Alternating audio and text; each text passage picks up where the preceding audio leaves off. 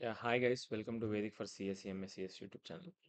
So economics revision సిరీస్లో continuous పార్ట్గా theory of production చేశాను and demand supply ఆ consumer behaviour complete చేశాము. Now will enter into theory of cost అనే టాపిక్ని. ఇది కూడా theory of production plus theory of cost కలిపి మనకు 10 to 15 మార్క్స్ వస్తుంది. వెయిటేజ్ మంచిగా ఉంటుంది. అండ్ ఈ దీనికి థియరీ ఆఫ్ కాస్ట్ అనేది డీటెయిల్గా మనకు అండర్స్టాండింగ్ రావాలంటే ప్రొడక్షన్ అనే టాపిక్లో ప్రొడక్షన్ ఫంక్షన్ నుంచి కంటెంట్ ఏదైతే ఉంటుందో అది ఖచ్చితంగా మీకు కొంచెం క్లారిటీ ఉండాలి. ఇఫ్ ఇన్ కేస్ క్లారిటీ లేకపోతే కనుక మీరు ఇంతకుముందు వీడియో అప్లోడ్ చేసిన వీడియో చూడండి, మన ప్లేలిస్ట్లో ఉంటుంది. నా థియరీ ఆఫ్ కాస్ట్ డిసైడ్ చేద్దాము. సో కాస్ట్ కాన్సెప్ట్స్కి వచ్చేసరికి ఏదైతే థియరీ ఆఫ్ కాస్ట్ దాంట్లో ఫస్ట్ ఈ టాపిక్ ఓవర్వ్యూలోకి వెళ్తే కాస్ట్ కాన్సెప్ట్స్ ఏంటి, ఆ కాన్సెప్ట్స్ ఓవర్వ్యూ. అండ్ ఆ తర్వాత will go to cost function డైరెక్ట్‌గా. కాస్ట్ అనేది ఏ ఫంక్షన్స్ వల్ల డిపెండ్ అయి ఉంటుంది. అండ్ ఆ తర్వాత టోటల్ కాస్ట్స్ ఎలా ఉంటాయి, యావరేజ్ కాస్ట్‌లు ఎలా ఉంటది. యావరేజ్ కాస్ట్ ఏవైతే ఉంటాయో average variable cost, average fixed cost, like marginal cost, ఇవన్నీ గూడా how they will behave in short run production and how they will behave in the long run production. ఈ ఈ పర్టిక్యులర్ ఐటెమ్స్ తెలుసుకుంటే topic అంతా complete అయిపోతుంది.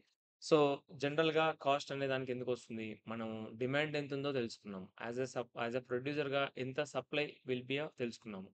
మార్కెట్‌లోకి ఎంత quantity produce చేయాలి అనేది థియరీ ఆఫ్ ప్రొడక్షన్‌లో మాట్లాడుకున్నాం. తర్వాత ఆ ప్రొడక్షన్ క్వాంటిటీ చేయడానికి హౌ మచ్ కాస్ట్ మనం ఇంకర్ అవుతాము అని చెప్పేసి థియరీ ఆఫ్ కాస్ట్‌లో చూసుకుంటాం.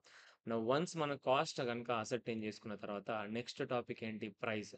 సో, ప్రైజెస్ అనేవి ఎలా డిటర్మైన్ అయితాయి అని తెలుసుకున్న తర్వాత సో, డిమాండ్ ఎంతుంది? సప్లై ఎంత చేయొచ్చు? ప్రొడక్షన్ ఎంత చేయాలి? అండ్ దానికి కాస్ట్ ఎంత అవుతుంది? ఆ తర్వాత మార్కెట్‌లో ప్రైస్ ఎలా అవైలబుల్ ఉంటుంది? ఏ మార్కెట్‌లో మనం దీన్ని ప్రొడక్ట్ మార్కెట్ చేసుకోవచ్చు? ఇదంతా కూడా ఒక ఫ్లో. 2+3+4 అనే topics micro economics related contents. Very, very, very important for the CA and CMA foundation students. And తర్వాత మ్యాక్రో స్టార్ట్ అవుతుంది. అది మోస్ట్‌లీ సీఏ ఫౌండేషన్ వాళ్ళకే ఉంటుంది. సీఎంఏ ఫౌండేషన్ వాళ్ళకి only banking and money. And ఆ తర్వాత మైక్రో ఎన్విరాన్మెంట్ గురించి సీఏలో ఉన్న ఫస్ట్ టాపికే మీకు అందులో ఉంటుంది. పెస్టల్ అనాలిసిస్, ఫుకాఫోన్ అనాలిసిస్ కొంచెం అది ఇంపార్టెంట్. ఆ తర్వాత బిజినెస్ మేనేజ్మెంట్ అనే ఒక టాపిక్ ఉంటుంది. సో, ఇదంతా ఓవర్‌వ్యూ ఆఫ్ దిస్ ఎకనామిక్స్ బేసికల్‌గా. నౌ ఈ థియరీ ఆఫ్ కాస్ట్ దగ్గరికొచ్చేసరికి ఫస్ట్ వాడు మనకి కాస్ట్ కాన్సెప్ట్స్ ఎక్స్‌ప్లెయిన్ చేయడానికి ట్రై చేస్తాడు. So, what are the costs అనేది చూసుకోవాలి. సో, ఫస్ట్ కాస్ట్ వచ్చేసి అకౌంటింగ్ కాస్ట్ గురించి మాట్లాడుతున్నాడు. అకౌంటింగ్ కాస్ట్ అంటే ఏంటి? జనరల్‌గా ఒక అకౌంటెంట్ ఏమేమి రికార్డ్ చేస్తాడు, cost day to day business అకౌంటింగ్‌లో ఏమేమి రికార్డ్ చేస్తారో ఆ కాస్ట్ అన్ని కూడా అకౌంటెంట్.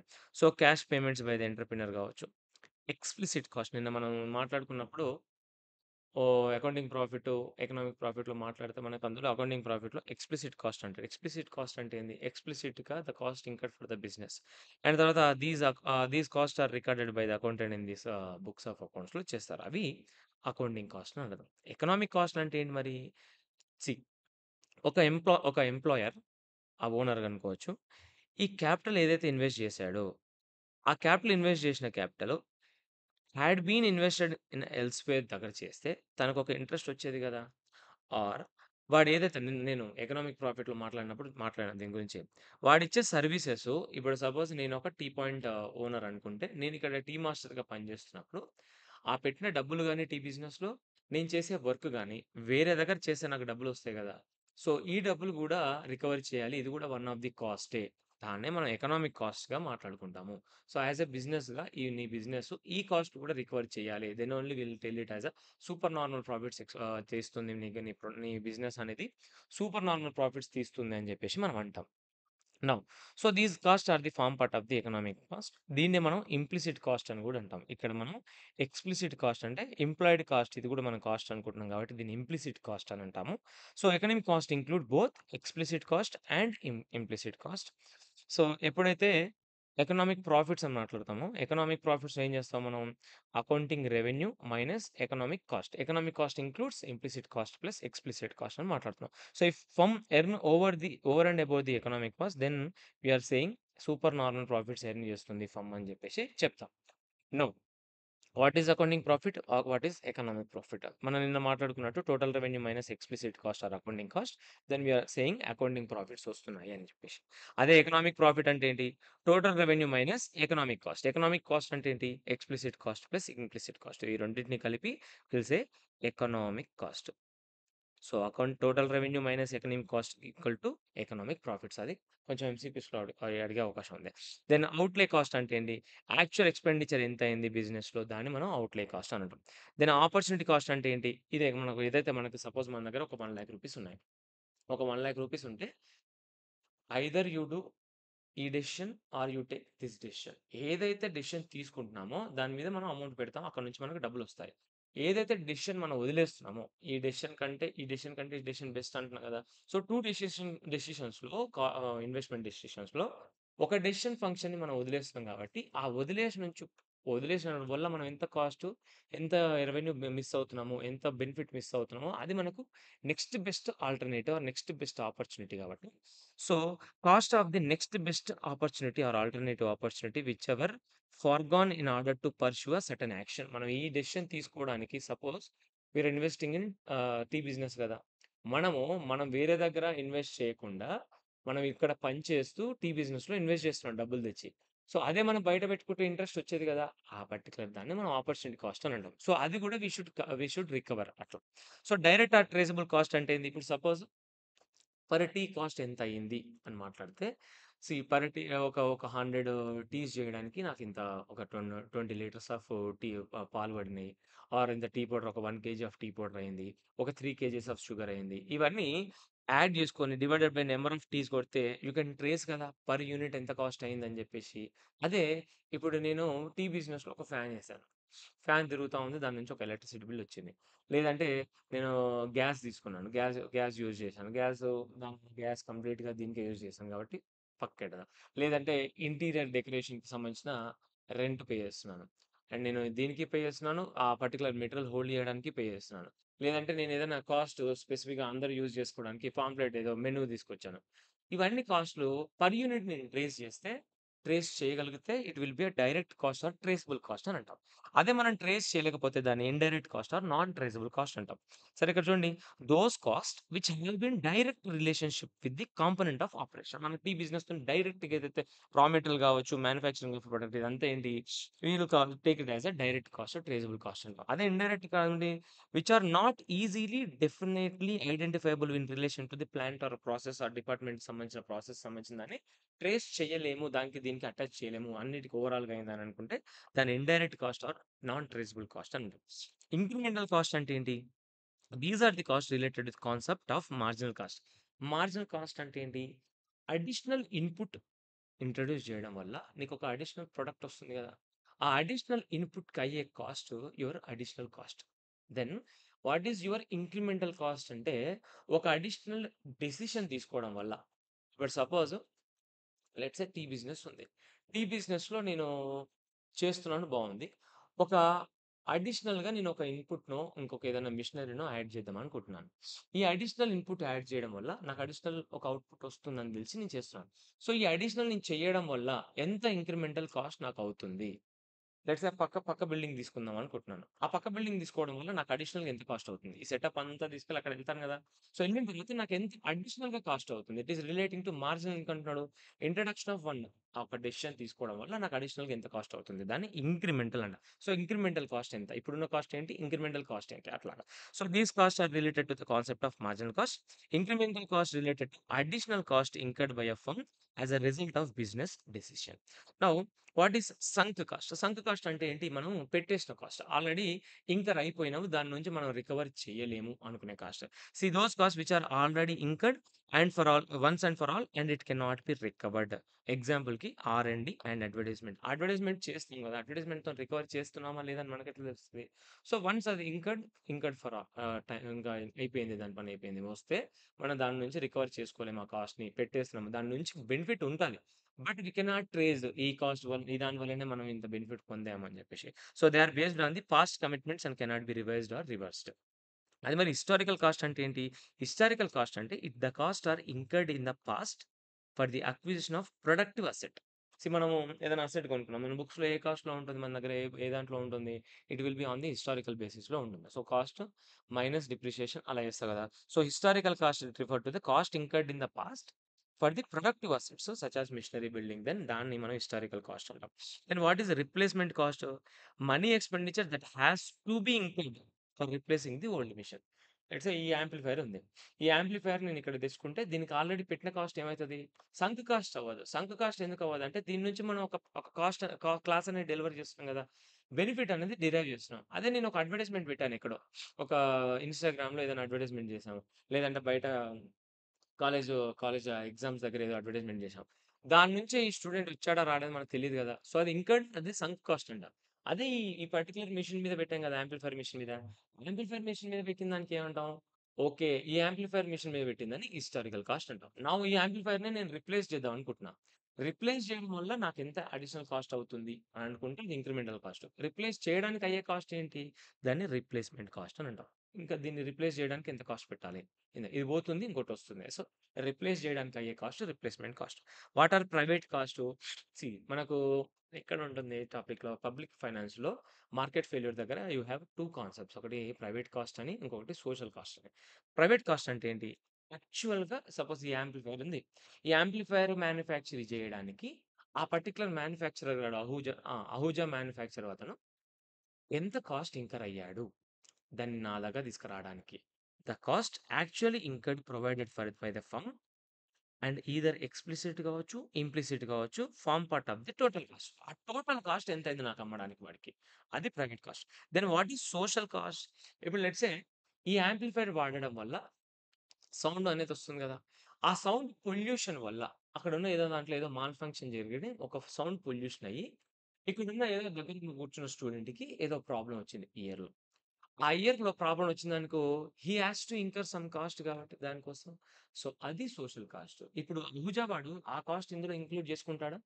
చేసుకోడు. ఎందుకంటే వాడికి తెలీదు గదా! వాడు జేసే ఒక పని వల్ల వేరే వాళ్ళు ఎఫెక్ట్ అయినారు. ఆ ఎఫెక్ట్ అయిన వాళ్ళు ఇంకర్ అయ్యే cost social cost. The total cost borne by the society on account of a business activity and includes a private cost and external cost. ఇప్పుడు వాడు ఇక్కడొచ్చి కూర్చున్నాడు. దాన్ని తీసుకున్నప్పుడు ఈ యాంప్లిఫైయర్ దానికి కాస్ట్ వాడు బేరేసినట్టే గదా! ఎనీవేస్ వాడి దగ్గర నుంచి ఫీస్ నుంచే కదా నేను రికవర్ చేసేది. సో, ఒక ప్రొడక్ట్ వల్ల ఆ ప్రొడక్ట్ కొని వాడడం వల్ల అయ్యే కాస్ట్ సోషల్ కాస్ట్. ఆ ప్రొడక్ట్ కొనడానికి కొన్ని డబ్బులు పెట్టాడు. ప్లస్ వాడికి ఇయర్‌లో ప్రాబ్లమ్ వచ్చినందుకు డాక్టర్ దగ్గరికెళ్ళి అక్కడ కొంచెం డబ్బులు పెట్టాడు. ఈ 2 కాస్ట్‌ని will tell it as a explicit cost. ఇంకా మంచి ఎగ్జాంపుల్ ఇవ్వాలంటే సిగరెట్ తీసుకుందాం. సిగరెట్ కాల్చడానికి యూ టుక్ దట్ సిగరెట్ కాబట్టి దానికి ఎంతైతే అమౌంట్ ఉంటదో అది తీసుకుంటా. ప్లస్ ఆ సిగరెట్ వల్ల నీకు ఏదైతే లంగ్స్‌లో ప్రాబ్లమ్ వచ్చిందో అది చూయించుకోవడానికి యూ గో ఫర్ హాస్పిటల్‌లో ఇది social cost. So, social cost includes private cost and this particular social ఆడిది ఏదైతే కాస్ట్ ఉందో అంటే సోషల్ కాస్ట్‌లో explicit cost, implicit cost plus the cost borne by the a particular consumer కూడా యాడ్ అయ్యి ఉంటుంది. And what are the fixed cost? Suppose మనం ఈ క్లాస్ తీసుకుందాం. క్లాస్‌లో ఎన్నున్నాయి ఇప్పుడు మనకు దగ్గర దగ్గర 100 మెంబర్స్ పడొచ్చు. నేను ఓన్లీ 10 మెంబర్సే కూర్చున్నాననుకోండి. సార్ రెంట్ 10 మెంబర్స్‌కే కడతానని ఒప్పుకుంటాడా? ఒప్పుకోడు. నాకు ఖచ్చితంగా ఎంతైతే బిల్డింగ్ తీసుకున్నామో ఆ బిల్డింగ్‌కి రెంట్ కట్టాలి. ఏదో క్లాసు 200 మెంబర్స్ వచ్చారు. 100 మెంబర్స్ కెపాసిటీ దగ్గరికి 200 మెంబర్స్‌ని ఏదో ఇరికించేసాం. పెద్ద పెద్ద కాలేజ్‌లో చేస్తారు కదా! సో, ఇరికించేస్తున్నాడు.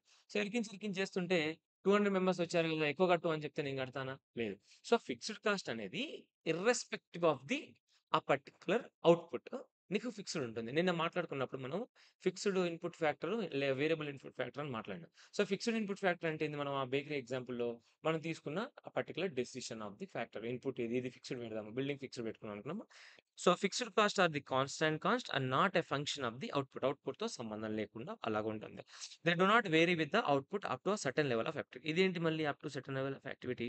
అదే ఎగ్జాంపుల్‌కి. సపోజ్ ఈ క్లాస్‌లో నాకు 100 మెంబర్స్ పడతారన్నప్పుడు నేను 100 మెంబర్స్ మాత్రమే చేయగలను. సో, నాకు ఇంకొక 100 మెంబర్స్ వస్తే ఏం చేయాలి? ఆబ్వియస్‌గా నేను ఇంకొక పక్క బిల్డింగ్ తీసుకోవడం, పక్క క్లాస్ తీసుకోవడం చేయాలి. పక్క క్లాస్ తీసుకోవడం అంటే ఏంటి? ఔట్‌పుట్ లెవెల్ చేంజ్ అయిన తర్వాత అందరూ ఇప్పుడు 100 మెంబర్స్‌కి అయింది. 101 మెంబర్స్‌ని 150 యేసుకుందాం. 150 యేసినప్పుడు ఆ 50 మెంబర్స్‌ని ఇందులో ఇరికించలేను గదా! 50 మెంబర్స్‌ని అవతల తీసుకోవాలి. దెన్ ఆ 50 మెంబర్స్ తీసుకున్నాను అని చెప్పేసి ఓన్లీ 100 మెంబర్స్ తీసుకుంటే 100 మెంబర్స్ కడతానా? 50 మెంబర్స్ కడతానా? సో, 100 మెంబర్స్ తీసుకున్నాను కాబట్టి ఇర్రెస్పెక్టివ్ ఆఫ్ ది ఔట్‌పుట్ అక్కడ I should pay. So, certain level of activity వరకు ఇది ఫిక్స్‌డ్. ఈ రెంట్ అనేది ఫిక్స్‌డ్. దాన్ని ఫిక్స్‌డ్ కాస్ట్ అంటారు. So, these cost are required for the fixed expenditure of the funds irrespective of the level of output. So, ఇక్కడ మీరు అర్థం చేసుకోవాల్సిందేంటి ఫిక్స్‌డ్ కాస్ట్ పర్ యూనిట్ అనేది డిక్లైన్ అవుతా ఉంటది. ఫిక్స్‌డ్ కాస్ట్ ఇన్ టోటల్ కాన్స్టెంట్‌గా ఉంటది. అదేంటి ఎగ్జాంపుల్ ఏంటి? సపోజ్ ఎగ్జాంపుల్‌కి ఇఫ్ యూ టేక్ ఇది మీకు ఎక్కడో ఒక దగ్గర యూజ్ అవుతుంది. అందుకని చెప్పేద్దాం ఇప్పుడే. లెట్స్ సే బిల్డింగ్ రెంట్ 5,00,000 అనుకుందాం. ఈ బిల్డింగ్ రెంట్ 5,00,000 అనుకుంటున్నాం. నా టోటల్ నంబర్ ఆఫ్ స్టూడెంట్స్ చూసుకోండి. సో, మనకు మంచి రిజల్ట్ వచ్చింది కదా! పోయినసారి 50% రిజల్ట్ వచ్చినందుకు స్టూడెంట్స్ బాగా వచ్చారు. బాగా వచ్చినందుకు ఎంతమందొచ్చారు? 500 వచ్చారు. అప్పుడు నీకు పర్ యూనిట్ ఎంతొస్తది? అంటే పర్ స్టూడెంట్ ఎంతొస్తది? 5,00,000 డివైడెడ్ బై 500. 2, 2 క్యాన్సెల్. 5, 5 క్యాన్సెల్. ఎంతొస్తుంది? 1,000 పర్ స్టూడెంట్ నా ఫిక్స్డ్ కాస్ట్. లెట్స్ సే మన రిజల్ట్ బానే వచ్చింది. బట్ అంత అడ్వర్టైజ్‌మెంట్ అవ్వలేదు. ఓన్లీ 100 మెంబర్సే వచ్చారు. అప్పుడేమవుతది? 5,00,000 divided by 100 members. 2, 2 cancel 5,000 per student. ఇప్పుడు 500 మెంబర్స్ ఉన్నప్పుడు నా ఫిక్స్డ్ కాస్ట్ 5,00,000. 100 మెంబర్స్ ఉన్నప్పుడు నా fixed cost 5,00,000. So, fixed cost in total will not change. Not change. Fixed cost per unit changes. అది డిక్రీజ్ అవ్వడము ఆర్ ఇంక్రీజ్ అవ్వడము ఏదైనా కూడా జరగొచ్చు. So, total cost per unit will change. Total cost in total will not change. It is fixed. గుర్తుపెట్టుకోండి చాలు. ఇది కొంచెం ఎక్కడో ఒక దగ్గర తగిలే అవకాశం ఉంది. అందుకని చెప్పేసాను. Then what is variable cost? ఎగ్జాంపుల్‌కి వేరియబుల్ కాస్ట్ ఎగ్జాంపుల్‌కి ఏం తీసుకుందాం? సపోజ్ 100 మెంబర్స్ స్టూడెంట్స్ ఉన్నారు. 100 మెంబర్స్ స్టూడెంట్స్‌కి బుక్స్ ఇవ్వాలి కదా! సో, మీకు 100 మెంబర్స్ ఉంటే 100 మెంబర్స్ స్టూడెంట్స్ బ్యాచెస్‌కి ఇస్తాం కదా! 10 మెంబర్స్ ఉంటే 10 మెంబర్స్‌కి ఇస్తాం. 100 మెంబర్స్ ఉంటే 100 మెంబర్స్‌కి ఇస్తాం. So, these cost will change or will vary respective to the output. Then దాన్ని వేరియబుల్ కాస్ట్ అంటాం. So, variable cost are the cost that are a function of output. Output వల్ల చేంజ్ అయితది in the production period. So, wages కావచ్చు, raw material కావచ్చు ఇవన్నీ గూడా. So, మనకు అందుకని ఇక్కడ ఏం చెప్తాం మనకు వేరియబుల్ కాస్ట్ ఏమడతది? Variable cost in total changes. But per unit it is fixed. అదెట్లా? ఎగ్జాంపుల్ చూడండి. నంబర్ ఆఫ్ స్టూడెంట్స్ ఇందాక మనకెంతున్నది? 500 ఉంది. ఇప్పుడు 100 ఉంది. 2 సినారియోస్. 500 ఉన్నప్పుడు what is your cost per book cost?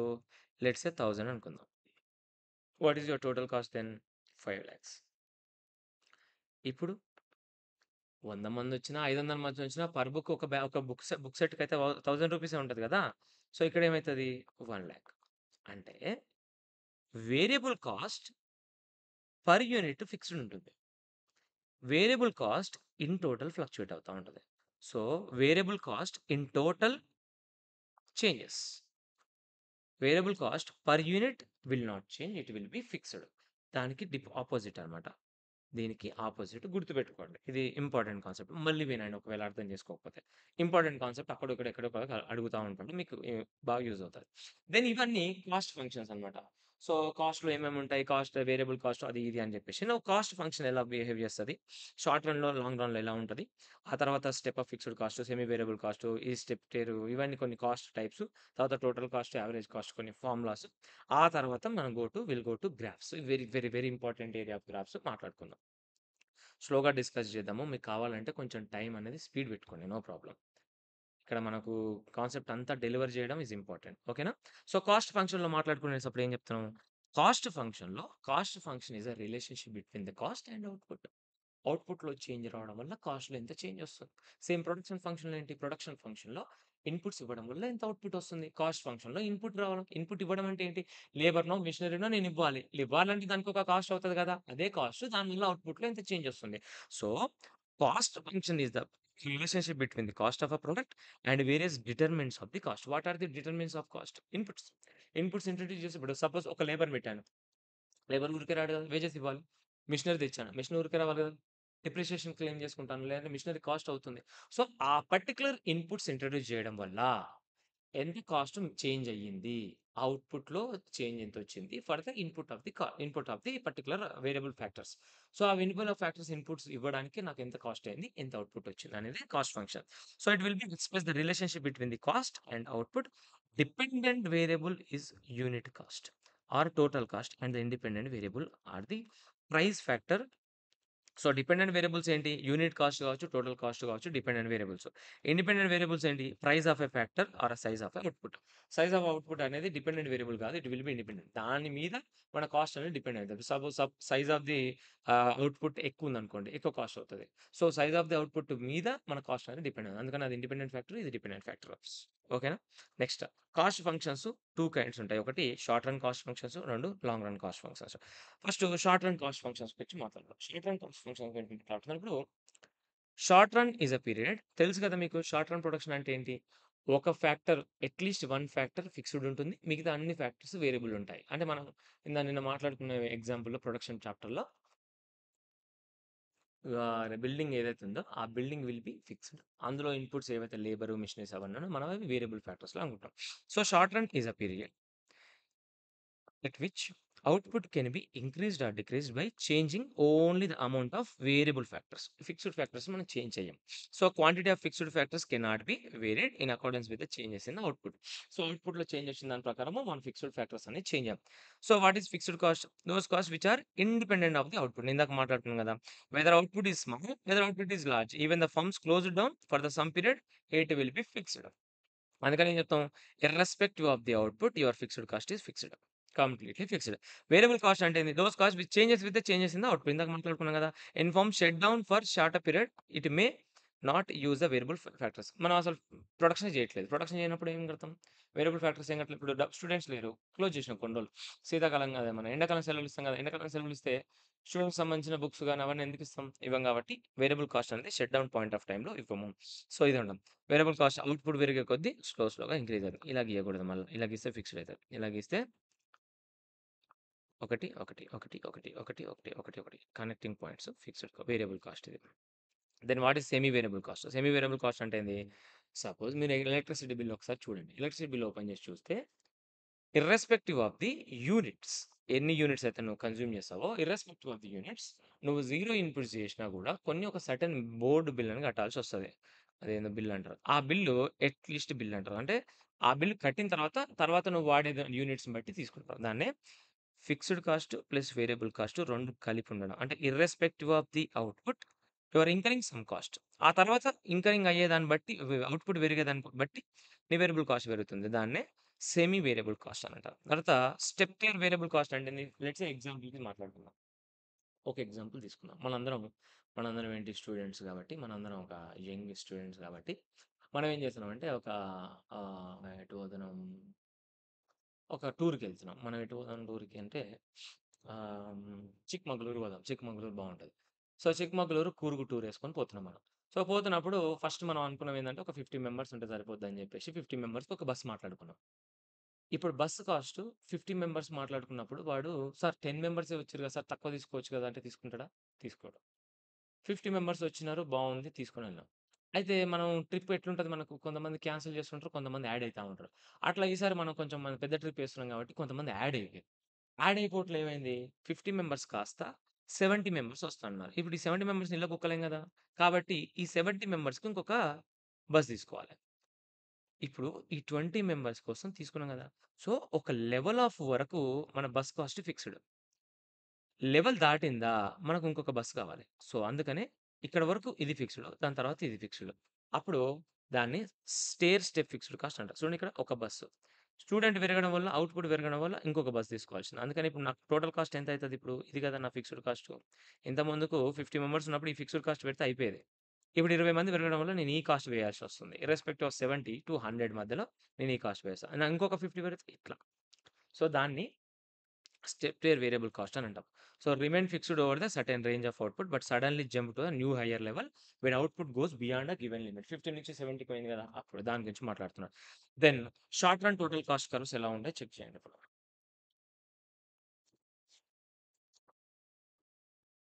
చలో ఇదంతా వద్దు. సింపుల్‌గా చెప్తాను చూడండి. What is your total cost? Fixed cost plus variable కాస్టే కదా! డిస్కషన్ ఎందుకు? అదే టోటల్ ఫిక్స్డ్ కాస్ట్, అది టోటల్ వేరియబుల్ కాస్ట్. ఇక్కడ ఏం మాట్లాడాడు? ఇదొక ఫంక్షన్ ఇచ్చాడు. ఏమంట? Total cost is equal to total fixed cost plus total variable cost. వీడు క్వెషన్ మీకు తిప్పి తిప్పి అడగడానికి ట్రై చేస్తాడు. వాట్ ఈస్ టీఎఫ్‌సీ అంటాడు. టీఎఫ్‌సీ ఏమైతది? Total cost minus total variable కాస్టే కదా! ఇది ఇటు పంపించేస్తే సరిపోతది. మరి వాట్ ఈస్ టీవీసీ అంటాడు. అందేముంది దీన్ని ఇక్కడ పంపించేసేయి. TC minus TFC. మీరు టీఎఫ్‌సీ మైనస్ టీసీ రాయకూడదు. అది నెగెటివ్ బ్యాలెన్స్ అయితది. అట్లా రాయకుండా దీన్ని అటు పంపియాలి. సో, ఇవే అక్కడ మాట్లాడుకున్నాం. ఇందులో నుంచే సమ్‌టైమ్స్ ఎంసీక్యూలు వెళ్తారనమాట. చిన్న పిల్లలు కదా మీరు, ఆట పడిద్దామని సమ్‌టైమ్స్ ఎంసీక్యూస్ వదులుతా ఉంటాడు. So, total cost is equal to total variable cost plus total fixed cost plus total variable cost. That is fine మనకు తెలుసు. What is total fixed cost? దీన్ని ఇటు పంపించేసేయి. What is total paste cost? దీన్ని ఇటు పంపించేసేయి. ఏదైనా గదే. So, TC for total cost, total variable cost, total fixed cost ఇది మనకు తెలుసు. దీని గురించి మనం పెద్ద డిస్కషన్ చేయాల్సిన అవసరం లేదు. బట్ సమ్‌టైమ్స్ అయినా స్టూడెంట్స్ అన్నట్టు టీసీ, టీఎఫ్‌సీ, టీఎఫ్‌సీ, టీఈసీ అనగానే కన్‌ఫ్యూజ్ అయిపోతారు. ఏదో ఏం లేని దానికి కన్‌ఫ్యూజ్ అవ్వద్దు. ఏదైనా అక్కడ మ్యాటర్ ఉంది అంటే కన్‌ఫ్యూజ్ అవుతే ఒక అర్థం ఉంటది. అర్థం పర్థం లేని దానికి అర్థం పర్థం కాకుండా కన్‌ఫ్యూజ్ అయితే బాగోదు. Then short run average cost గురించి మాట్లాడుతున్నాడు. షార్ట్ రన్ యావరేజ్ కాస్ట్ అంటే ఏంది? సింపుల్. ఇందాక టోటల్ కాస్ట్ అన్నాడా? ఇప్పుడేమంటున్నాడు? యావరేజ్ కాస్ట్ అంటున్నాడు. What is average cost?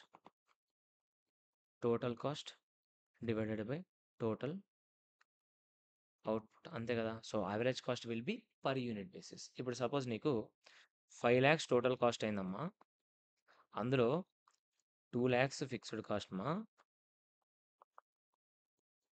3,00,000 variable cost అని చెప్పాను. ఇది టోటల్ వేరియబుల్ కాస్ట్, ఇది టోటల్ ఫిక్స్డ్ కాస్ట్, ఇది total cost. Then tell me what is total cost? 5,00,000. What is total output? 1,00,000 units. అనుకుందాం చేసే 1,00,000 యూనిట్స్ జనరేట్ చేసాం అనుకుందాం. Then tell me what is average total cost? Total cost divided by total output. అంతే కదా! 1,00,000, 1,00,000, 5 rupees per unit is your total cost. So, ATC is equal to 5. Okay బావుంది. What is your average variable cost అంటున్నాడు. Then what is your total variable cost divided by total output. What is your total variable cost? 3,00,000. What is your total output? 1,00,000. 1,00,000 cancel. 3 units per 3 rupees per unit. So what is your AVC? 3. Okay. ఇది బావుంది. What is your AFC అంటున్నాడు. What is your average fixed cost అంటున్నాడు. What is your total fixed cost? What is your total output? 2,00,000 divided by 1,00,000.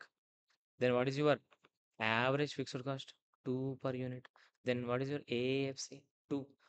Then total cost 5 అయినప్పుడు total cost is equal to average total cost 5 అయినప్పుడు average total cost is equal to average variable cost plus average fixed cost కాదా? 5 is equal to 3 plus 2 కాదా?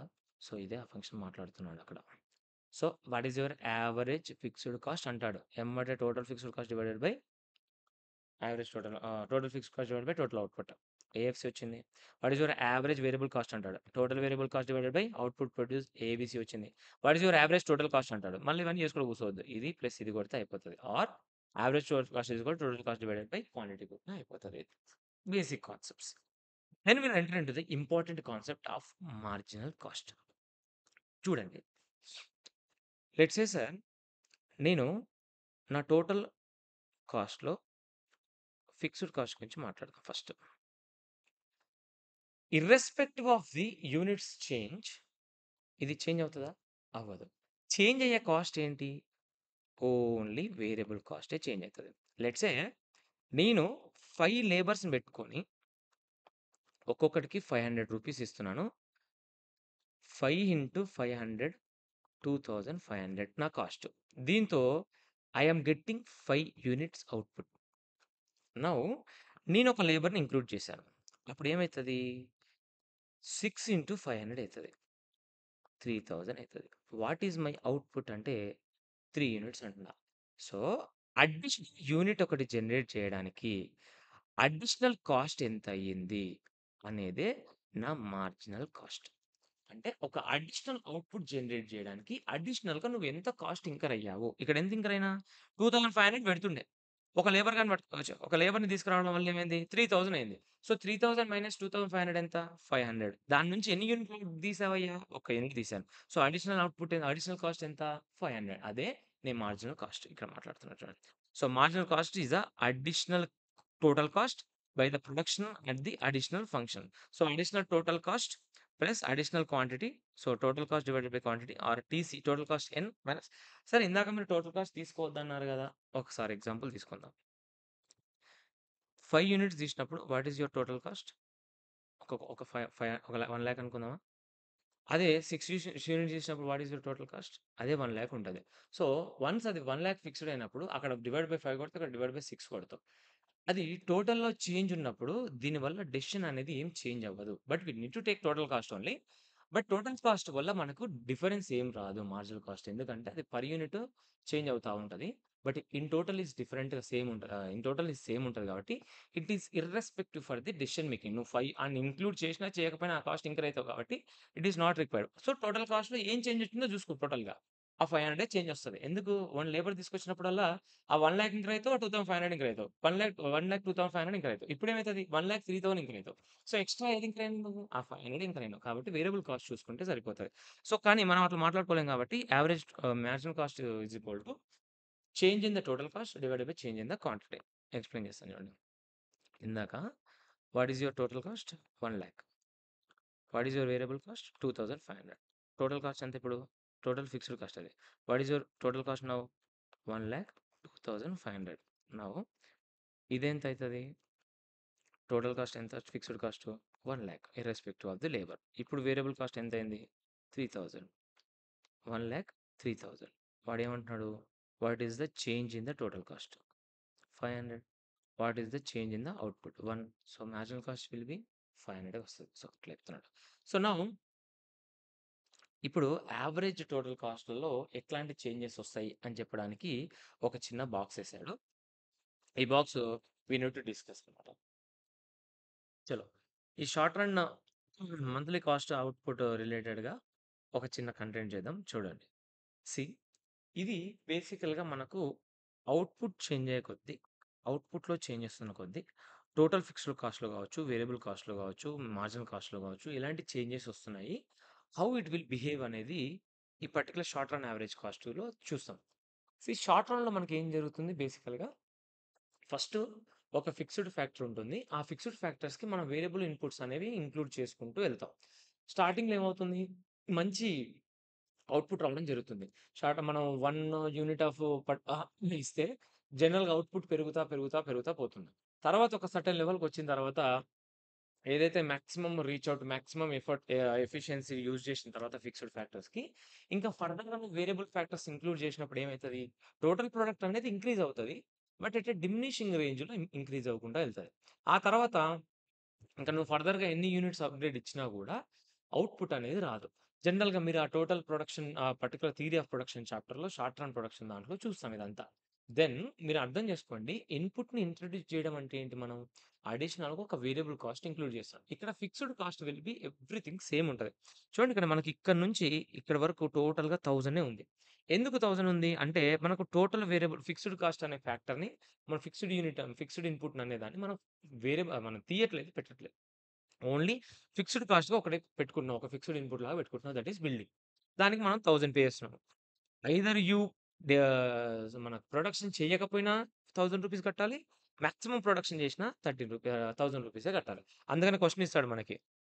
ఇట్లా variable cost ఇచ్చినప్పుడు 1000 units ఇచ్చినప్పుడు ఇట్లా ఇచ్చినప్పుడు ఎక్కడైనా what is your total cost అంటాడు. ఎమ్మటే నువ్వు 1000 రాసుకోవాలి. ఎందుకు ఇది క్వెషన్స్ ఉన్నాయి దీని మీద బేస్‌గా చూసుకోండి అలాగా. నౌ ఒకసారి వేరియబుల్ కాస్ట్ చూడండి. 0, 50, 90, 140, 196, 255, 325, 400, 480 ఇలాగా ఇంక్రీజ్ అయ్యుకుంటూ వెళ్తుంది. ఎందుకు? Total variable cost will vary with the output. But per unit అనేది చేంజ్ అవ్వకుండా ఉండాలి. ఇక్కడ పర్ యూనిట్ 50 అవుతుంది. ఇక్కడ పర్ యూనిట్ 90 ఇక్కడ అట్లా పెడుతున్నా ఉన్నాడు. Now what is your average variable cost ఇక్కడ? What is your average fixed cost? And what is your average total cost check చేయండి. నౌ యావరేజ్ ఫిక్స్డ్ కాస్ట్ ఏమవుతది? ఇది డివైడెడ్ బై ఇది. ఇది డివైడెడ్ బై ఇది. ఇది డివైడెడ్ బై ఇది. అందుకని ఈ నంబర్స్ అప్పుడేమైంది? Average fixed cost will decline. Per unit decline అవ్వకుంటా పోతది. Then what is your average variable cost?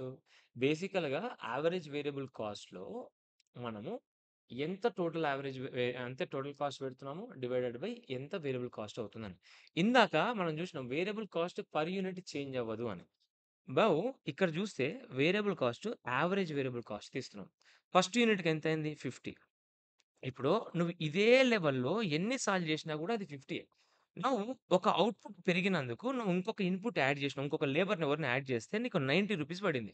అంటే కొంచెం ఎక్కువ లేబర్ రావడం వల్ల నీకు ఎఫిషియన్సీ పెరిగింది. దానివల్ల నీకు లేబర్ కాస్ట్ అనేది కొంచెం తగ్గింది. అప్పుడు టోటల్‌గా నీకు 90 అయింది. For 2 units produced. సో, 45. ఈ 2 యూనిట్స్ నువ్వు ఎన్ని సార్లు చేసినా నీకు 45, 45, 45 పడుతుంది. తర్వాత నువ్వు ఇంకొక ఇన్‌పుట్ ఇంట్రొడ్యూస్ చేయడం వల్ల నీకు ₹140 అయింది వేరియబుల్ కాస్ట్. ₹140 డివైడెడ్ బై 3 కొడతావు కదా! 46 అయింది. అంటే ఇప్పుడు 3 బ్యాచ్‌కి 46 ఎప్పుడు 46 ఉంటది. అట్లా. అది పర్ యూనిట్ చేంజ్ అవ్వదు అనే దానికి రీజన్. సో, అట్లాగా టోటల్ వేరియబుల్ కాస్ట్‌ను ఇంక్లూడ్ చేస్తూ వేరియబుల్ కాస్ట్, వేరియబుల్ ఇన్‌పుట్స్ ఇస్తూ ఉన్నావు. అంటే ఇంతకుముందుకు వేరియబుల్ ఇన్‌పుట్ ఏంది? ఒక లేబర్. ఒక లేబర్‌కి ఎంత? ఒక లేబర్‌కి ₹50. ఇంగా ఒక లేబర్ ఉన్నన్ని రోజులు 50, 50, 50, 50 కంటిన్యూ అయితది. ఆ ఒక లేబర్‌ని కాస్త నువ్వు 2 లేబర్ చేసినప్పుడు నీకు యావరేజ్ వేరియబుల్ కాస్ట్ ఎంత అయింది? 90 అయింది. అంటే తగ్గింది కొంచెం వేరియబుల్ కాస్ట్ తగ్గింది. అది ఇన్‌పుట్ యావరేజ్‌గా దీని మీద పడతది కాబట్టి ఇది ఇలా. సో, ఫస్ట్ కొంచెం తగ్గుతుంది. తగ్గిన తర్వాత లైట్‌గా పెరుగుతుంది. ఎందుకు సార్ ఫస్ట్ తగ్గిన తర్వాత పెరిగింది? చెక్ చేయండి. షార్ట్ రన్ ప్రొడక్షన్‌లో ఏమవుతుంది? ఫస్ట్ వేరియబుల్ ఇన్‌పుట్స్ వస్తున్నాయి. రావడం వల్ల మనకి ప్రొడక్షన్ అనేది స్టార్టింగ్‌లో పెరుగుతుంది. పెరుగుతుంది కాబట్టి పర్ యావరేజ్ ఏమైతది? కాస్ట్ తగ్గుతది. ప్రొడక్ట్ పెరుగుతుంది. కాస్ట్ ఏమైతది మనకి? డివైడ్ చేసుకునేటోళ్ళు ఎక్కువైపోతారు గదా! కాబట్టి కాస్ట్ అనేది తగ్గుతుంది. యావరేజ్ కాస్ట్ అనేది తగ్గుతుంది. తర్వాత ప్రొడక్ట్ అనేది మెల్లిమెల్లిగా తగ్గడం స్టార్ట్ అయింది. మనం ఇన్‌పుట్స్ ఇస్తా ఉన్నాం. బట్ ఆ ప్రొడక్ట్ రాట్లేదు. రావాల్సినంతగా రాట్లేదు. కాబట్టి ఏమైతది? దాని భారం అంతా గూడా, ఆ కాస్ట్ అంతా గూడా స్ప్రెడ్ అవ్వాల్సొస్తది తక్కువ యూనిట్స్‌కి. అందుకనే ఫస్ట్ తక్కువ యూనిట్స్‌కి స్ప్రెడ్ అవుతది కాబట్టి ఎక్కువైంది యావరేజ్ కాస్ట్. తర్వాత ఎక్కువ యూనిట్స్ రావడం వల్ల తక్కువైంది కాస్ట్. యావరేజ్ వేరియబుల్ కాస్ట్ తక్కువైంది. తర్వాత యూనిట్స్ పెరగడం తగ్గింది కాబట్టి టోటల్‌గా యావరేజ్ వేరియబుల్ కాస్ట్ అనేది పెరుగుకుంటూ ఎళ్తుంది. Same goes with the average total cost. ఈ 2 కలిపితే యావరేజ్ టోటల్ కాస్ట్ వస్తది. వీటి మధ్యల టోటల్ కాస్ట్ మధ్యల చేంజే యువర్ మార్జినల్ కాస్ట్. ఇప్పుడు మార్జినల్ కాస్ట్ కూడా చెక్ చేయండి. ఫస్ట్ డిక్రీజ్ అయింది. తర్వాత మళ్ళీ ఇంక్రీజ్ అవ్వకుండా ఇండెఫినిట్ కాస్ట్‌లోకి ఎళ్ళిపోతుంది. ఎట్లా? ఎందుకు అంటే మీరు మార్జినల్ ప్రొడక్ట్ అబ్జర్వ్ చేస్తే, మార్జినల్ ప్రొడక్ట్ అంటే ఏంటి? ఒక అడిషనల్ ఇన్‌పుట్ ఇచ్చినందుకు what is our additional output. ఒక లేబర్ చేసిన ఒకటొచ్చింది. ఇంకొకరిని యాడ్ చేసిన 2, ఇంకొకరిని యాడ్ చేసిన 3, ఇంకొకరిని యాడ్ చేసిన 4, ఇంకొకరిని యాడ్ చేసిన. అంటే యాడ్ చేసుకుంటూ పోతుంటే ఏమైతుంది? కాస్ట్ అనేది ఇంకర్ అయితూనే ఉన్నాం గదా! సో, టోటల్ కాస్ట్ పెరుగుతుంది. బట్ దానికి తగ్గట్టు అవుట్‌పుట్ స్టార్టింగ్‌లో వస్తుంది. కానీ దాని తర్వాత కాస్ట్ ఎక్కువైతుంది గానీ అవుట్‌పుట్ మాత్రం అంతే వస్తుంది. సో, ఇది మార్జినల్ కాస్ట్ రిలేటెడ్ మ్యాటర్. ఇప్పుడు ఈ డిస్కషన్‌కి మనం గ్రాఫికల్ ప్రెజెంటేషన్ చేస్తే ఇలా వస్తది. So, first marginal cost will B decreased. ఎందుకు సార్ డిక్రీజ్ అయితది అనంటే, నువ్వు టోటల్ ప్రొడక్ట్ చూస్తుంటే మార్జినల్ ప్రొడక్ట్ ఏమైతది? ఇలా వచ్చి ఇలా తగ్గుతది. అంటే ఫస్ట్ కొన్ని యూనిట్సే ఉంటాయి యావరేజ్ జేసుకోవడానికి. తర్వాత యూనిట్స్ నువ్వు పెట్టిన కాస్ట్ కంటే ఎక్కువొస్తున్నాయి గదా! అందుకని మన యావరేజ్‌గా కాస్ట్ తీసినప్పుడు ఏమైతది? కాస్ట్ అనేది తగ్గుతా వస్తది. తర్వాత ఒక డెఫినెట్ పీరియడ్ తర్వాత ఇలా వస్తది గదా! అది నెగెటివ్ గూడా పోయే అవకాశం ఉంది. ఇలా వచ్చి ఇలా పోతది. సో, ఒక పాయింట్ దగ్గరకి పోయిన తర్వాత నెగెటివ్ అయిపోయి, ఒక దగ్గరకి పోయిన తర్వాత నెగెటివ్‌లోకి గూడా ఎళ్ళిపోతది మార్జినల్ కాస్ట్. అందుకనే ఇది ఇండెఫినిట్ పీరియడ్‌కెళ్ళిపోతది. ఇలాగ ఫస్ట్ తగ్గి తర్వాత పెరుగుతది. యావరేజ్ వేరియబుల్ కాస్ట్ ఏంటి? యావరేజ్ వేరియబుల్ కాస్ట్‌లో ఇంత ముందుకున్న కాస్ట్, ఇప్పుడున్న కాస్ట్ డివైడెడ్ బై 2 కొడతాం కాబట్టి యావరేజ్ వేరియబుల్ కాస్ట్ పైన స్టార్ట్ అయిపోయి ఒక లెవెల్‌కి పోయి అది గూడా పెరుగుతది. నౌ ఈ పాయింట్ ఉందో it will B average cost అనేది మినిమమ్ పాయింట్ దగ్గర ఉంటది. ఎందుకు average cost it will be minimum ఎందుకంటే ఇక్కడి నుంచి కట్ అయిపోయి మార్జినల్ కాస్ట్ పెరుగుకుంటూ ఎళ్ళిపోతుంది గదా! పెరుగుకుంటూ ఎళ్ళిపోతున్నప్పుడు ఈ పాయింట్ తర్వాత యావరేజ్ కాస్ట్ గూడా పెరుగుతా ఉంటది. ప్రొడక్ట్ ఇలా ఉందా? ఇలా ఉన్నప్పుడు మనము యావరేజ్ వేరియబుల్ కాస్ట్ ఏంటి? యావరేజ్ టోటల్ ప్రొడక్ట్ గూడా ఇలా వచ్చి ఇలా పడతది. ఇక్కడ వరకు 2 ఇంక్రీజ్ అవుతున్నాయి గాబట్టి మనకు 2 తగ్గుకుంటొచ్చాయి. ఒక పాయింట్ తర్వాత 2 డిమినిష్ అవుతున్నాయి గదా! 2 డిమినిష్ అవుతున్నాయి గాబట్టి ఇంక ఈ కాస్ట్ అనేది పెరుగుతది. డిమినిష్ అవ్వడం ఏంటి? పెరగడం ఏంటి? ప్రొడక్ట్‌లు డిమినిష్ అవుతున్నాయి అంటే కాస్ట్ ఇంక్రీజ్ అవుతుంది గదా! అంటే నువ్వు ఇన్‌పుట్స్ పెడుతున్నావు. బట్ దాని నుంచి ప్రొడక్ట్ అవుట్‌పుట్ రాట్లేదు. రాట్లేదంటే దాని అర్థం ఏంటి? టోటల్ కాస్ట్ ఇంక్రీజ్ అయిపోతుంది. పైన టోటల్ కాస్ట్ ఇంక్రీజ్ అయిపోతుంది. కింద నంబర్ ఆఫ్ యూనిట్స్ ఉంటాయి గదా! ఈ యూనిట్స్ పెరగట్లేదు. ఇప్పుడు సపోజ్ ఇంతమందికి 1,00,000 డివైడెడ్ బై 10,000 అయినాయి. అప్పుడేమైతది? 10 అయితది. 10,000 పోతే 4 పోతే 10 అయితది. అదే ఇప్పుడు 2,00,000 అయింది కాస్ట్. 2,00,000 అయితే ఇది 20,000 కావాలి. 20,000 అయితలేదు. 18,000 అయితుంది. అప్పుడేమైతది? ఆవరేజ్‌గా ఇది తగ్గుతది. ఇక్కడ ఏమేం కావాలి? ఇక్కడ 10 ఉండాలి.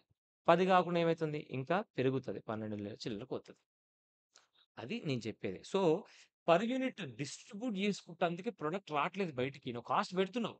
కానీ ప్రొడక్ట్ రాట్లేదు. అందుకనే యావరేజ్ కాస్ట్‌లు అలా పెరుగుకుంటూ పోతాయి. పర్ యూనిట్ కాస్ట్‌లన్నీ పెరుగుకుంటూ పోతాయి. సో, ఇది దాని ఎనకాల ఉన్న ఒక చిన్న లాజిక్. అప్పుడు యాస్ ఎ ప్రొడ్యూసర్‌గా నువ్వెక్కడ ఆపేయాలి? నీ మార్జినల్ కాస్ట్ ఎక్కడైతే నీ మార్జినల్ రెవెన్యూస్‌ని టచ్ అయితదో నెక్స్ట్ కాన్సెప్ట్‌కి పోతాం. నెక్స్ట్ కాన్సెప్ట్‌లోకి పోతాము. నెక్స్ట్ కాన్సెప్ట్‌లో ఉంటది. ఏముంటది? నీ మార్జినల్ కాస్ట్ ఎప్పుడైతే నీ మార్జినల్ రెవెన్యూ కంటే అడిషనల్ రెవెన్యూ ఎంతొస్తుంది? For additional cost. అక్కడ ఎప్పుడైతే 2 ఈక్వల్ అయితాయో అక్కడ నువ్వు ప్రొడక్షన్ ఆపేసేయాలి. ఇది చెప్పాలంటే ఇది వెరీ, వెరీ డీటెయిలింగ్‌గా చెప్పుకోవచ్చు. 4, 5 గంటలు పడతది. బట్ అండర్‌స్టాండింగ్ పర్పస్ కోసం చూసుకోండి. మార్జినల్ కాస్ట్ ఫస్ట్ డిక్లైన్ అయితది. ఎందుకు డిక్లైన్ అయితది అంటే, నువ్వు అడిషనల్ కాస్ట్ పెట్టినప్పుడు అడిషనల్ ప్రొడక్ట్ ఎక్కువొస్తుంది. కాబట్టి ఆ అడిషనల్ ప్రొడక్ట్‌కి అడిషనల్ కాస్ట్ ఏమైతది? పర్ యూనిట్ తక్కువైతుంది అంతే కదా! తర్వాత ఏమైతది? అడిషనల్ కాస్ట్ నువ్వు ఇంకర్ అయితున్నావు. బట్ అడిషనల్ ప్రొడక్ట్ అంత రాట్లేదు. రాట్లేదు కాబట్టి నీకేమైతది? Cost per unit cost basis ఎంతది? అడిషనల్ కాస్ట్ పెరిగిపోతా ఉంటది. అందుకని కాస్ట్ అనేది పెరుగుతది. ఒకానొక టైం పోయినప్పుడు అడిషనల్ యూనిటే రాదు. అందుకనేంది ఇండెఫినిట్ పీరియడ్‌కెళ్ళిపోతది ఇంక. ఇంక నువ్వు కాస్ట్ పెరిగేదే ఉంటది తప్పిస్తే నీ ప్రొడక్ట్ రాట్లేదు. సంథింగ్ డివైడెడ్ బై 0 అయితది. అట్లా ఇండెఫినిట్ పీరియడ్‌కెళ్ళిపోతదని చెప్తున్నాను. Same goes with the average variable cost. Same with the average total cost curve. So, ఇది I hope you understand this particular thing. ఇక్కడ చూసుకుంటే మీరు ఇదని బిహేవియర్ ఎలా ఉంటది. సో, దీనికి సంబంధించిన థియరీలు కొన్నుంటాయి. ఇక్కడ మాట్లాడుకుంటే when average cost is falling. Average cost పడిపోతున్నప్పుడు ఏమైతది? మార్జినల్ కాస్ట్ దాని కిందుండుంటది. యావరేజ్ కాస్ట్ పడుతుందనంటే ఏంటి? టోటల్ యూనిట్స్ పెరుగుతున్నాయని. టోటల్ యూనిట్స్ పెరుగుతున్నాయంటే ఏంటి? మార్జినల్ కాస్ట్ ఇంకా తగ్గుతుంటది. అందుకని ఆ marginal cost is less than AC. Average cost rises, marginal cost is greater than MC. Average cost పెరుగుతుందంటే మార్జినల్ కాస్ట్ ఇంకా ఎక్కువై ఉంటది. అడిషనల్ కాస్ట్ ఎక్కువైంది కాబట్టే కదా! యావరేజ్ కాస్ట్ కూడా ఎక్కువైతుంది. Then average cost is minimum దగ్గర your marginal cost is your average cost. ఈ పాయింట్ దగ్గర average cost will be minimum. ఎప్పుడైతే యావరేజ్ కాస్ట్ దాన్ని కట్ చేసి పైకెళ్ళిపోతుందో, ఆ తర్వాత ఇంక యావరేజ్ కాస్ట్ కూడా పెరుగుకుంటూ ఎళ్ళిపోతది. If you understand this particular concept ఇది very, very important. Very, very కీన్‌గా అబ్జర్వ్ చేస్తే మనకు ఈజీగా అర్థమైపోతది. సింపుల్. యావరేజ్ కాస్ట్‌కి, మార్జినల్ కాస్ట్‌కి డిఫరెన్స్ ఏంటి? నిన్న మనం మాట్లాడుకున్నప్పుడు యావరేజ్ ప్రొడక్ట్‌కి, మార్జినల్ ప్రొడక్ట్‌కి డిఫరెన్స్ చెప్పాను. ఏం చెప్పాను? లెట్స్ సే నువ్వు 100 యూనిట్స్ చేసినప్పుడు ఒక 1000 రూపీస్ అయింది. 100 యూనిట్స్ చేస్తే 1000 రూపీస్ అయింది. 120 యూనిట్స్ లేదంటే 120 యూనిట్స్ చేసినప్పుడు ఎంతయింది? 1200 రూపీస్ అయింది. నీకు అడిషనల్ కాస్ట్ ఎంత? 200. 200 డివైడెడ్ బై 20 యూనిట్స్ చేస్తావు నువ్వు. చేస్తే నీకు 10 రూపీస్ అడిషనల్ కాస్ట్ వచ్చింది. ఇప్పుడు నౌ టోటల్ యూనిట్స్ ఎంత? 1200. టోటల్ ఔట్‌పుట్ ఎంత? 120. డివైడెడ్ బై ఎంత వస్తది? 10 వస్తది. మీరు అర్థం చేసుకోండి. మార్జినల్ కాస్ట్ చేసేటప్పుడు నేనేం చేసినా ఓన్లీ అడిషనల్ కాస్ట్‌ని మాత్రమే చూసుకున్నా. అదే యావరేజ్ కాస్ట్ చూసేటప్పుడు ఏం చేసినా, ఇంతకుముందు కాస్ట్ ఎంతయింది? ఇంతకుముందు యూనిట్లెన్ని. ఇప్పుడు కాస్ట్ ఎంతయింది? ఇప్పుడు యూనిట్లెన్ని. Divided by total cost divided by total units కొడతా. అందుకనే యావరేజ్ కాస్ట్‌లో ఇంతకుముందుకు కాస్ట్ బెనిఫిట్ ఏదైతే ఉందో, ఇంతకుముందుకి తక్కువ కాస్ట్‌కి ఎక్కువ ప్రొడక్ట్‌లొచ్చినాయి గదా! ఆ బెనిఫిట్ గూడా ఉండడం వల్ల యావరేజ్ కాస్ట్ కొంచెం తక్కువుంటది. యావరేజ్ కాస్ట్ కొంచెం తక్కువుంటది స్టార్టింగ్‌లో. ఈ మార్జినల్ కాస్ట్‌లో ఏమైంది? ఆ బెనిఫిటే ఫస్ట్ ఆ బెనిఫిటే ఉండడం గదా! అక్కడ బెనిఫిటే ఉండడం వల్ల యావరేజ్ కాస్ట్ మార్జినల్ కాస్ట్ ఇంకా తక్కువుంటది. స్టార్టింగ్‌లో ఎక్కువ ప్రొడక్ట్‌లొస్తాయి ఫర్ ది తక్కువ కాస్ట్. అందుకని ఇది తక్కువుంటది బాగా. ఇంకా తక్కువైతది. ఇందులో ఏమైంది? ఇక్కడ కాస్ట్ ఉండడం వల్ల కొంచెం మార్జినల్ కాస్ట్ కంటే ఇది ఎక్కువుంటది. నౌ రాను రాను ఇది రావడం వల్ల ఈ బెనిఫిట్ గూడా ఇందులో ఉండడం వల్ల ఇది దీనికంటే తక్కువుంటది కొంచెం. ఇప్పుడు ఈ కాస్ట్ లెవెల్ సేమ్ గదా! ఈ ప్రొడక్ట్ లెవెల్ తీసుకుంటే అదేమో ఇక్కడుంది. ఇదేమో ఇక్కడుంది. ఎందుకు డిఫరెన్స్ ఉంది అంటే ఇంతకుముందుకు ఒక బెనిఫిట్ ఉంది గదా! ఇందులోనేమో ఆ బెనిఫిట్ కన్సిడర్ చేయం మనం. మార్జినల్ కాస్ట్‌లో ఓన్లీ అడిషనల్ మాత్రమే చూస్తాం. అదే యావరేజ్ కాస్ట్‌కొచ్చేసరికి ఏంటి ఇంతకుముందుకు బెనిఫిట్స్, ఇప్పటి బెనిఫిట్స్ కలిపి చూస్తాం గాబట్టి దాని తర్వాత రాను మార్జినల్ కాస్ట్ ఇంకా పైనకుంటది. యావరేజ్ కాస్ట్ తక్కువుంటది. ఎందుకంటే యావరేజ్ కాస్ట్‌లో ఇంతకుముందుకు బెనిఫిట్ కూడా ఉంది గాబట్టి. ఇదేమైంది మరి స్టార్టింగ్‌లో ఎందుకు తక్కువుంటది? స్టార్టింగ్‌లో యావరేజ్ కాస్ట్ ఏమో ఎక్కువుంటది. మార్జినల్ కాస్ట్ ఎందుకు తక్కువుంటది? మార్జినల్ కాస్ట్ లెవెల్‌లో స్టార్టింగ్‌లో బెనిఫిట్ మాత్రమే చూస్తది గాబట్టి తక్కువుంది. యావరేజ్ కాస్ట్‌లో ఏంటి? ఇంతకుముందు ప్రాబ్లమ్స్, ఇప్పుడు బెనిఫిట్ 2 కలుపుకోవడం వల్ల యావరేజ్ కొంచెం పైనయిపోతది. ఇది కిందయిపోతది. రాను రాను అది రివర్స్ అయితది సిట్యుయేషన్. అంతే తేడా. కొంచెం డీటెయిల్‌గా అర్థం చేసుకోవడం కష్టమే. But fine. యావరేజ్ టోటల్ కాస్ట్‌కొస్తారు. యావరేజ్ ఫిక్స్డ్ కాస్ట్ కర్వ్ ఇట్లుంటది. ఎందుకు తక్కువైతది? యూనిట్స్ పెరిగే కొద్దీ యావరేజ్ ఫిక్స్డ్ కాస్ట్ తక్కువైతది కాబట్టి ఇది average fixed cost curve. I hope you understand this particular scenario. ఇంతకు మించి డీటెయిల్‌గా పోవడం కూడా కరెక్ట్ కాదు. టైమ్ అంతా వేస్ట్ అయిపోతది. కావాలంటే దాన్ని డీటెయిల్ వినండి. Then will enter into the long run average cost curve.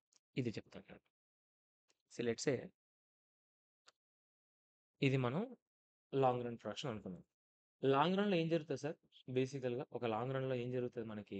Long రన్‌లో we can increase our scale. అంటే ఫిక్స్డ్ ఫ్యాక్టర్స్, వేరియబుల్ ఫ్యాక్టర్స్ 2 గూడా మనం ఇంక్రీజ్ చేసుకుంటూ ఎళ్ళిపోవచ్చు. ఇంక్రీజ్ చేసుకుంటూ ఎళ్ళిపోవచ్చు అనంటే దాని అర్థం ఏంది?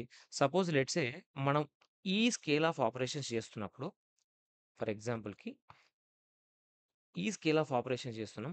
ఈ స్కేల్‌కెళ్ళిపోతున్నాం. ఈ స్కేల్‌కెళ్ళిపోతున్నాం. ఇట్లా మనం స్కేల్ పెంచుకుంటూ ఎళ్ళిపోతున్నాం. ఈ స్కేల్ ఆఫ్ ఆపరేషన్స్ పెంచుకుంటూ పోతున్నప్పుడు లెట్స్ సే ఈ స్కేల్‌లో చూస్తున్నప్పుడు మన షార్ట్ రన్ కర్వ్స్ ఇవి.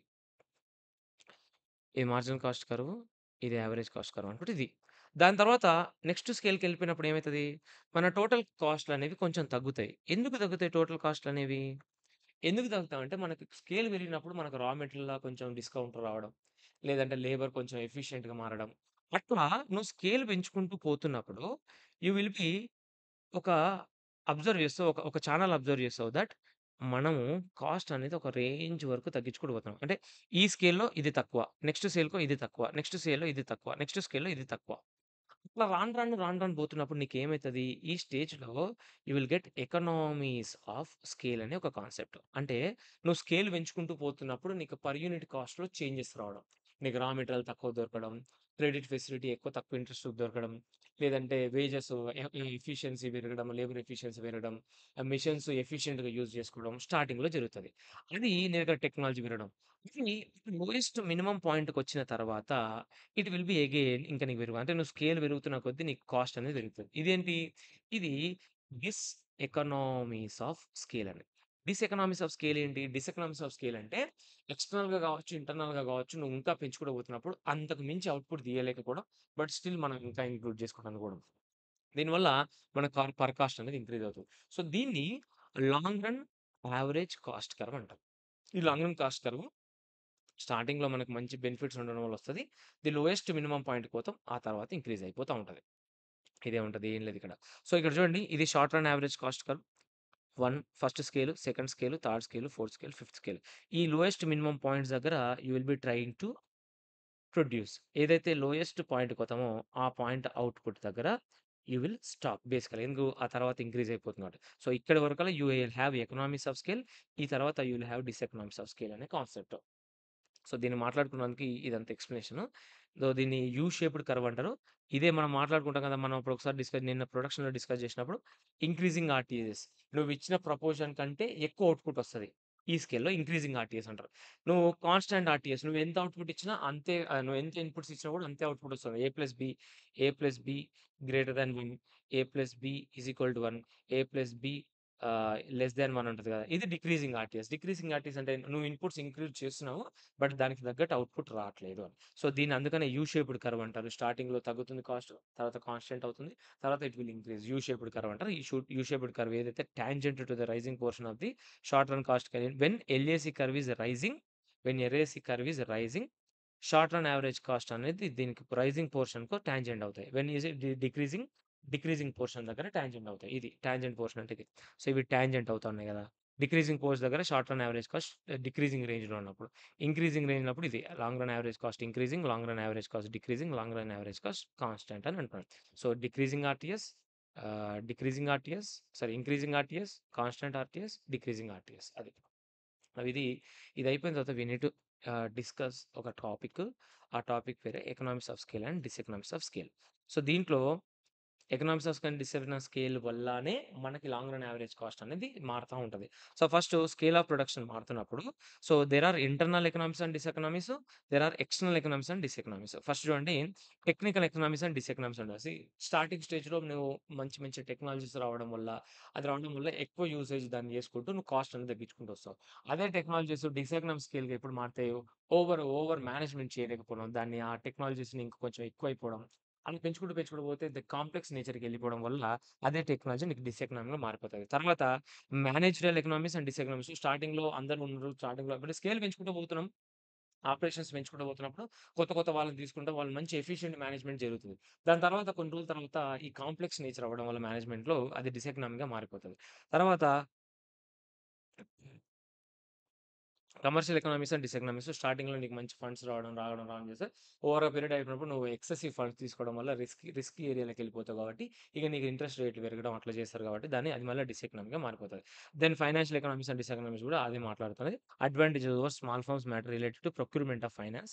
ఆ తర్వాత రావడంగా rise more than the proportionate after optimum scale up. This may happen because relatively greater depend upons on the external factors జరగడం వల్ల అదే డిసెకనామిక్‌గా మారిపోయే రిస్క్ బేరింగ్ ఎకనామిక్స్, డిసెకనామిక్స్ అంటే స్టార్టింగ్‌లో రిస్క్ బేరింగ్ రిలేటెడ్‌గా large business with diverse multiple production capability better position ఇస్తది. Withstand economic ups and డౌన్స్‌లో.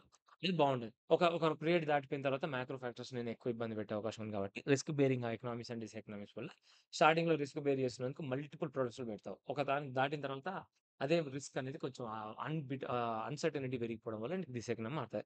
తర్వాత external economic డిసెకనామిక్స్ ఏంటి?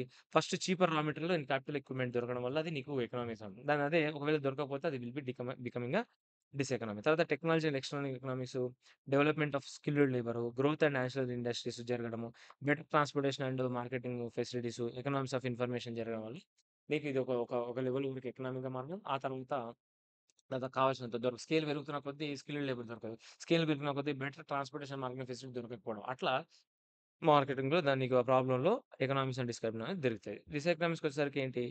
బయట వార్స్, డిసడ్వాంటేజెస్ బయట వార్స్, ఎక్స్టర్నల్ అఫైర్స్, మార్కెట్‌లో రేట్స్ అవన్నీ పెరగడం వల్ల నీకు డిసెకనామిక్స్ అయితాయి. సో, ఇది టోటల్‌గా కాస్ట్ అనే topic. I will under the 1 minute 1 అవరే చేసాం. ఈ ఎకనామిక్స్, డిసెకనామిక్స్ చదువుకోండి. లాంగ్ రన్ అంత ఇంపార్టెంట్ కాదు. ఈ డిసెకనామిక్స్ అది ఇంపార్టెంట్ కాదు. ఇది చదువుకోండి మీకయిపోతది. దీంట్లో పెద్దగా ఏముండదు. మనం ఆల్‌మోస్ట్ ఎవ్రి డాటా కవర్ చేస్తాము. దాంట్లో ఏముండదు. దానికి సంబంధించిన ఎక్స్‌ప్లనేషన్ కూడా నేను ఇవ్వడానికి ట్రై చేశాను. ఈజీగుంటది. ఈ మెటీరియల్ చదువుకోండి. మీ దగ్గర ఏ మెటీరియల్ ఉంటే ఆ మెటీరియల్ చదువుకోండి. ఈ క్లాస్ మీకు యూజ్ అవుతది ఖచ్చితంగా. నేను గ్యారంటీ ఇవ్వగలను. ఏదన్నా డౌట్స్ ఉంటే మాత్రం you can mention in the comment section or Telegram ఛానెల్‌లో గాని, ఇన్‌స్టాగ్రామ్ గాని ఎక్కడ గాని యూ కెన్ కాంటాక్ట్ అని చెప్పగలను. ట్రై చేస్తాను. సో, ఇంత ఎఫర్ట్స్ పెడుతున్నాము. సో, ఎఫర్ట్స్ గనుక మీకు నచ్చితే or like you can encourage చేయాలనిపిస్తే మీ ఫ్రెండ్స్ గాని, మీ ఫ్రెండ్స్ ఎవరైనా వాళ్ళుంటే షేర్ చేయండి. సో, వాళ్ళకి గూడా ఏదైనా హెల్ప్ అయ్యే అవకాశం ఉంటది. ఈ పర్టిక్యులర్ దాకా వచ్చారంటే you can subscribe our channel. మా కంటెంట్ గనుక నచ్చిందని అనుకుంటున్నాను. So, have a nice day. Thank you so much for watching this video. ఇంకా మనకి టైం ఎంత లేదు. ఎప్పుడు గూడా ఏది ఇంపార్టెంట్, ఏది అన్‌ఇంపార్టెంట్ అనే డెసిషన్ నువ్వు తీసుకోగలగాలి. ఈ టైంలో యూ షుడ్ టేక్ ప్రియారిటీ వైస్‌గా తీసుకోవాలి. సారీ ఈ ప్రిపరేషన్ మాత్రమే యువర్ ప్రియారిటీగా ఉండాలి. బ్రేక్స్ తగ్గించుకోండి. బ్రేక్స్ తగ్గించుకుంటే అది క్యుములేటివ్‌గా మీకు చాలా యూజ్ అవుతది. కష్టపడితే వస్తది. కష్టపడకుండా కూర్చుంటే మాత్రం వస్తదో రాదో అనే డౌట్ ఉండొచ్చు. కానీ కష్టపడితే మాత్రం ఖచ్చితంగా ఏదో ఒకటైతది. కష్టపడకపోతే ఏమవుతది నీకు రాదు అనేది కన్ఫర్మ్ అయిపోతది. Whenever you are putting some efforts అనేది ఖచ్చితంగా రిజల్ట్ వస్తది. అదేదో చదువుతున్నాము రావట్లేదంటే కరెక్ట్ వే ఆఫ్ ప్రిపరేషన్ కూడా ఇంపార్టెంట్. ఏదో అన్నీ చదవడం ఇంపార్టెంట్ కాదు. ఫస్ట్ ఒక ఒక బేస్ తెచ్చుకోండి మీకు మీరు. నేను ఒక 100 మార్క్స్ ఉంది పేపర్‌లో. 100 మార్క్స్ ఉందంటే నాకు ఒక అట్‌లీస్ట్ 40 రావాలి నేను బయటికెళ్ళాలంటే. సో, 40 రావడానికి ఏ చాప్టర్స్ మీద నేను ఫస్ట్ ఫోకస్ జేయాలి. ఆ తర్వాత యూ గో ఫర్ 50. 50కి పోయిన తర్వాత సరే ఈ చాప్టర్ నుంచి 50, 60 ఈ టాపిక్ నుంచి ఈ సబ్జెక్ట్ నుంచి నేను 50, 60 తెచ్చుకుంటున్నాను గదా! I will go for next subject. దాంట్లో నుంచి 50, 60 ప్లాన్ జెయి. అట్లా 50, 60, 56 తెచ్చుకున్న తర్వాత ఎవ్రి సబ్జెక్ట్ డిపెండెంట్ గాకుండా నీకు ఎవ్రి సబ్జెక్ట్ దేనికి దానికి ఇండిపెండెంట్ అయిపోయిన తర్వాత you go for extra marks. Any uncertainty happened any subject you should cover another. So, అలా నీకు ఏ సబ్జెక్ట్ టఫు, ఏ సబ్జెక్ట్ వీకు.